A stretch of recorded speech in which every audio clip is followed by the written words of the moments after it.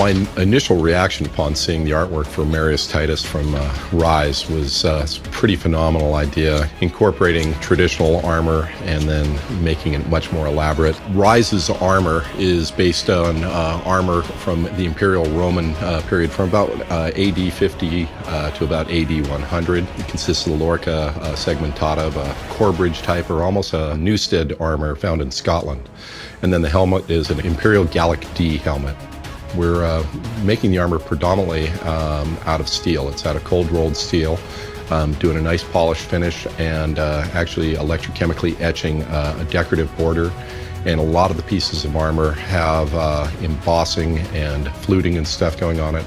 And most of it is covered with a rolled edge of brass just to give it a decorative two-tone effect. This shield is a square shield.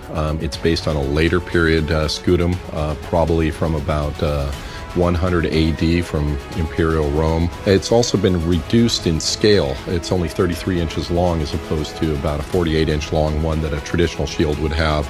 So it makes it lighter, more maneuverable. It's kind of derived from more of an Art Deco kind of feel with the angular lines. Here's a rough view of the eagle that's going on the inside that overlays the aluminum shield that has textured leather over the top of it. All of these little grooves on here get polished out and then in turn plated with 24 karat gold. This is an Imperial Gallic type helmet made out of 16 gauge mild steel. It's all formed up, TIG welded together, heliarc welded. Here's the cheek pieces that have been polished up. This actually has a three-toned coloration. It's bands of black, bands of polished steel, and the brass. And then there's a crest, a bronze crest with all kinds of detail. It's kind of a Gothic arch motif, almost a Greek meander style. This is the lorca segmentata or lorca laminata, the articulated chest plate and shoulders. It's multiple plates. There's actually 12 plates that cover the torso and numerous plates that overlap over the shoulders. This allows a lot of flexibility and movement. This is one of the shoulder plates with the brass trim that's been polished. That'll sit up in here on the shoulder. The styling, which is these repeated arches coming through here, which is, kind of a Gothic arch. This is a vambrace, which covers the forearm.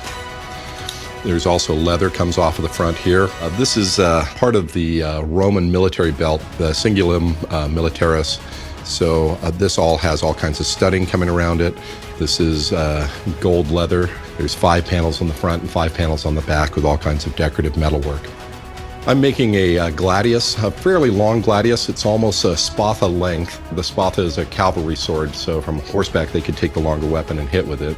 The weapon I'm making for the video game is made out of an aluminum alloy for the blade with pierced out aluminum decorative kind of leaves on the top section. I've milled out the hilt out of a solid billet of brass. The grip is made out of canary wood. It's an interesting wood. And they were cutting chevrons into it and setting brass into it. And then the pommel is a piece of steel that we've turned and ground to shape that'll have a brass disc in the center for the decorative element.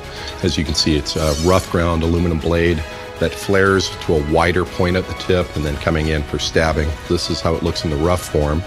And this is actually used in the Legio 14 Gemini Legion. So this will be electrochemically etched down the blade right through here on both sides with those markings. The gladius sword is based on a Manser Fulham type sword, which is an earlier period sword with a wider kind of flaring tip. Made that sword almost the same length as the shield to give them more range when they're stabbing.